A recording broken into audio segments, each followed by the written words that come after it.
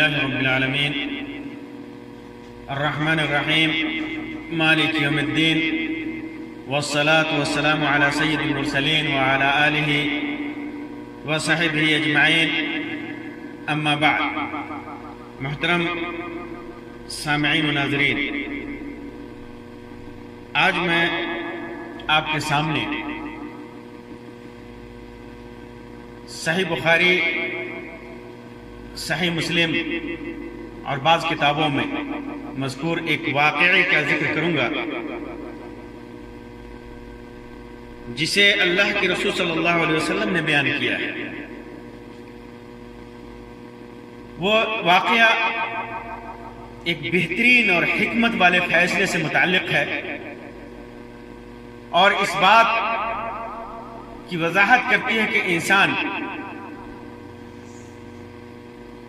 اس بات کی وضاحت ہوتی ہے اس واقعے میں کہ انسان جب ایماندار ہو، دیانتدار ہو، نیک ہو،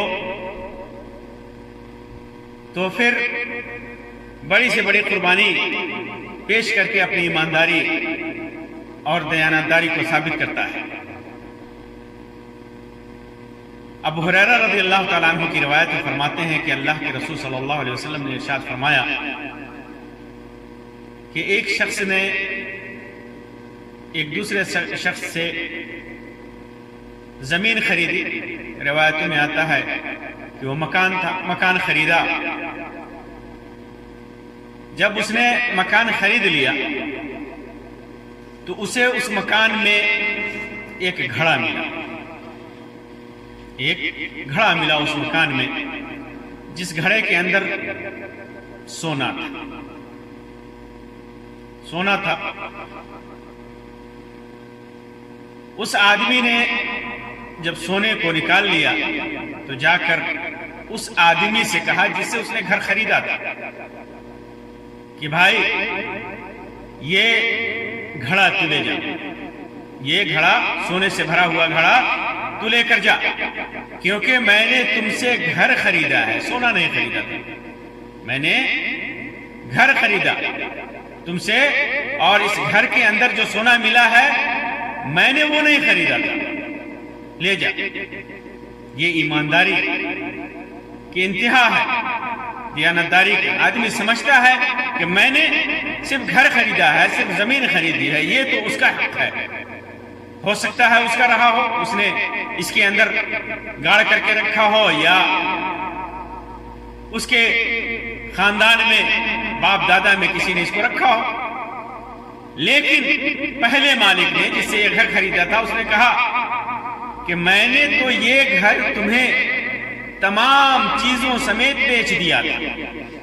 اس نے کہا کہ میں نے جب بیچا تو تمام چیزوں کے ساتھ تمہیں بیچ دیا، اور اس کے اندر جو کچھ موجود ہے وہ بھی تمہارا ہے، وہ بھی تمہارا ہے.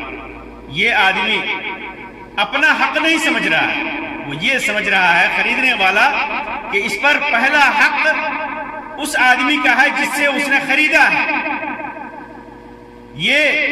وہ سمجھ رہا ہے کہ یہ میں نے صرف گھر خریدا تھا اور اس کے اندر کی چیزیں نہیں خریدی تھی، زمین کے اندر کی چیزیں نہیں خریدی تھی.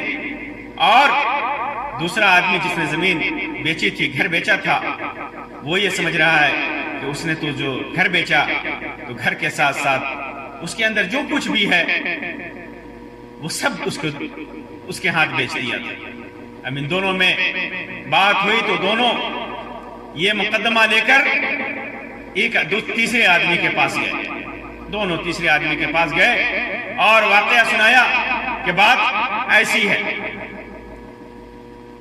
روایت سے ظاہر ہوتا ہے کہ ایک ایسے آدمی کے پاس لے کر کے گئے جو منصب قضا پر نہیں تھا، عام آدمی تھا. لیکن بعض روایتوں میں ذکر ہے کہ وہ عام آدمی نہیں تھا بلکہ حاکم تھا جو لوگوں کے لیے فیصلے کیا کرتا تھا. امام غزالی وغیرہ نے لکھا ہے کہ وہ حاکم کسرا تھا جس کے پاس یہ لوگ فیصلہ لے کر کے گئے تھے. جب یہ دونوں اپنا فیصلہ لے کر اس کے پاس گئے تو اس نے جو فیصلہ دیا، ایک نہایت حکمت بھرا فیصلہ، اس نے پوچھا کہ یہ بتا تم دونوں کی کوئی اولاد ہے؟ تو ایک نے کہا کہ میرے پاس لڑکا ہے، میرے پاس لڑکا ہے۔ بعض روایتوں میں آتا ہے کہ جس نے گھر خریدا تھا، جو گھر خریدا تھا اس کے پاس لڑکا تھا، اس نے کہا کہ میرے پاس لڑکا ہے، اور دوسرے نے کہا کہ میری ایک لڑکی ہے۔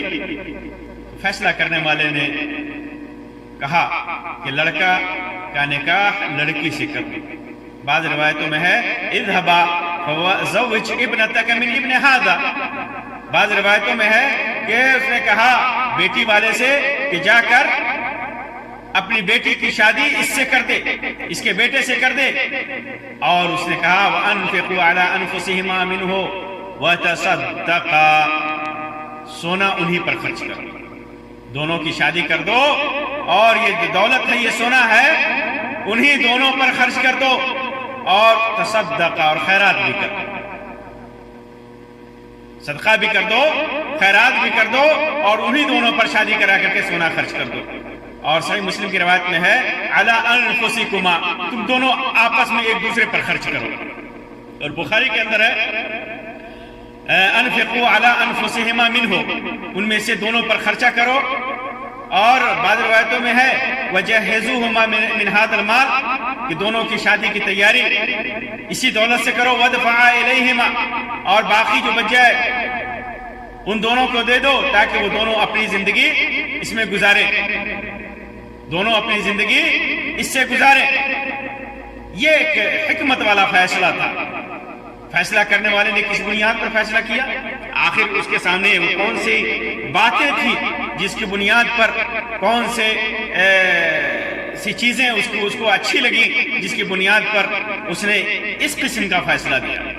تو ظاہر ہے کہ فیصلے کرنے والے نے دیکھا یہ دونوں ایماندار ہیں، دونوں کے اندر دیانتداری ہے، دونوں بے ایمان نہیں ہیں، اور یہ دونوں اس بات کے دعوے دار ہیں یہ دولت دوسرے کا ہے، ایک دوسرے کی ہے، دوسرے کی دولت قرار دے رہے ہیں۔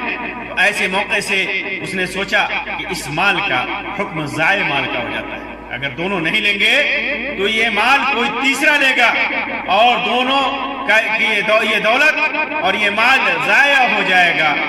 اس کی جو دولت ہے تو اس نے مناسب سمجھا کہ اس پر دونوں کا حق قرار دیا جائے، دونوں کو حقدار قرار دیا جائے، دونوں کی ایمانداری کو دیکھتے ہوئے، مال کی نوعیت کو دیکھتے ہوئے کہ کہیں یہ ضائع نہ ہو جائے، تو اس نے دونوں کا حق اس پر قرار دیا، اور یہ بھی سوچا کہ ان کی دیانتداری کا انعام ہو جائے۔ اور اس نے ایک نہایت ہی عقل مندی کا فیصلہ یہ کیا کہ دونوں کے بچوں کی شادی آپس میں قرار دی جائے، تاکہ اس دولت سے دونوں کی نسل استفادہ کرے، دونوں کی نسل اس دولت سے فائدہ اٹھائے، اور یہ مال ضائع ہونے سے بچ جائے۔ اور ایک اور چیز اس کے پیش نظر تھی، اور وہ چیز کیا تھی؟ نسل کی، ان کی نسل کی اچھی تربیت۔ دونوں دیانتدار تھے، دونوں ایماندار تھے، تو ظاہر سی بات ہے کہ انسان جب دیانتدار ہوتا ہے، ایماندار ہوتا ہے، تو عمومی طور پر ان کے بچے بھی دیانتدار ہوتے ہیں۔ تو ایک امانتدار، ایک دیانتدار کا بیٹا اور ایک دیانتدار کی بیٹی، دونوں کی شادی ہوگی تو دونوں کی نسل بھی اچھی ہوگی، نیک ہوگی، ایماندار ہوگی۔ تو ایسے حالات میں اس نے اس طرح کا حکمت بھرا فیصلہ کیا، ایک بہترین فیصلہ کیا۔ آج کے دور میں اگر ہمارے سامنے ایسے حالات پیش کر آ جائیں تو آپ سوچئے ہم کیا کریں گے؟ ہم کیا کریں گے؟ مسلمانوں کے اندر بددیانتی اور خیانت تو اس قدر بھر چکی ہے کہ وہ دوسروں کی زمین مارنے کے لیے، دوسروں کی زمین ہڑپنے کے لیے، چاہے وہ گھر کی زمین ہو، کھیت کی زمین ہو، راستے کی زمین ہو، ہڑپنے کے لیے ایک بالش کی زمین کے لیے اپنا ایمان بیچ دیتا ہے۔ ایک مسلمان اپنا ایمان بیچ رہا ہے، مقدمے تک ہوتے ہیں کہ یہ میرا حق ہے، دوسروں کی زمین مل جائے، اس پر قبضہ کرنے کا موقع مل جائے تو پہلی فرصت میں انسان اس پر قبضہ کرتا ہے۔ کیا اس قسم کے واقعات جنہیں اللہ کے رسول صلی اللہ علیہ وسلم نے بیان فرمایا یہ ہماری نصیحت کے لیے نہیں ہے؟ کیا ہم اسے نصیحت نہ پکڑیں؟ کیا ہم اسے روگردانی کریں؟ یہ ہمارے سامنے اسی وجہ سے بیان کی گئی ہیں، یہ چیزیں، یہ واقعات بیان کیے گئے ہیں کہ ہم اسے نصیحت پکڑیں، ان کی امانت داری اور دیانتداری سے متعلق سوچیں، غور کریں کہ ایمانداری اور امانت داری کیا ہوتی ہے، عدم خیانت کیا ہوتا ہے، ایثار اور قربانی کیا ہوتی ہے، کس طرح انسان ایثار سے کام لے۔ لیکن آج معاملہ اس کو الٹا ہے، ہم خیانت میں، بددیانتی میں، ظلم جور میں، چوری میں، حرام خوری میں اس قدر آگے بڑھ چکے ہیں کہ دین اور ایمان، اپنا دین اور ایمان سب بیچ دیا ہے، سب بیچ دیا ہے۔ آج مشہور ہے کہ عام طور پر معاشرے میں جو لڑائی ہوتی ہے 3 وجہ سے ہوتی ہے: زن، زر اور زمین، عورت، دولت اور زمین سے متعلق لڑائی ہوتی ہے۔ یہ مشہور ہے، معروف ہے، ہم روزانہ دیکھتے ہیں، ہر معاشرے میں دیکھ رہے ہیں کہ زمین و جائیداد، مال و دولت یہ کس قدر انسان کا ایمان خراب کر رہا ہے، کس قدر معاشرے میں فتنہ اور فساد ہو رہا ہے، کس طرح معاشرے میں بگاڑ پیدا ہو رہا ہے، لوگ ایک دوسرے سے لڑ رہے ہیں اسی زمین کی وجہ سے اور اسی دولت کی وجہ سے اور عورت کی وجہ سے، کس طرح معاشرے میں فتنہ اور فساد پھیل رہا ہے۔ میرے مسلمان بھائیوں اور بہنوں، ہمیں سوچنا چاہیے، ہمیں غور و فکر کرنا چاہیے کہ کس طرح ہم اپنے ایمان کو بچائیں۔ اگر کوئی چیز مشتبہ ہے، کوئی چیز شک والی ہے تو ہمیں اس سے دستبردار ہونا چاہیے۔ کسی بھی مشتبہ چیز کو، کسی بھی شک والے چیز کو کہ پتہ نہیں اس پر میرا حق ہے بھی یا نہیں، اس پر میں اس کا حقدار ہوں یا نہیں، اگر شک ہے تو پھر اس شک کو دور کیجئے اور اس شخص سے رجوع کیجئے جس کے بارے میں شک ہے کہ اس کا ہو سکتا ہے۔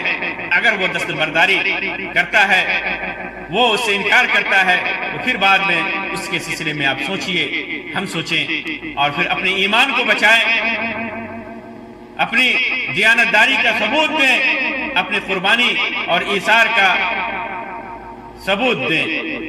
ایک اور مسئلہ یہاں پر ہے کہ اگر اس قسم کی دولت ملے تو اسلام اس کے بارے میں، کیونکہ یہ اسلام سے پہلے کا واقعہ ہے اور اسلام سے پہلے کے واقعات کے سلسلے میں کیا ہمارے دین میں اس سے حجت دلیل پکڑی جا سکتی ہے اس فیصلے سے یا نہیں پکڑی جا سکتی ہے؟ تو علماء مختلف ہیں اس سلسلے میں کہ ہم سے پہلے جو شریعتیں ہیں اس پر کہاں تک عمل کیا جا سکتا ہے۔ تو جو بات مناسب ہے اس سلسلے میں وہ یہ ہے کہ پہلے والی شریعت، اگر ہماری شریعت اس کے خلاف کوئی بات نہ کہے تو اس پر عمل کیا جا سکتا ہے، لیکن شریعت میں اس کے سلسلے میں کوئی حکم ہے تو ہماری شریعت مقدم ہے۔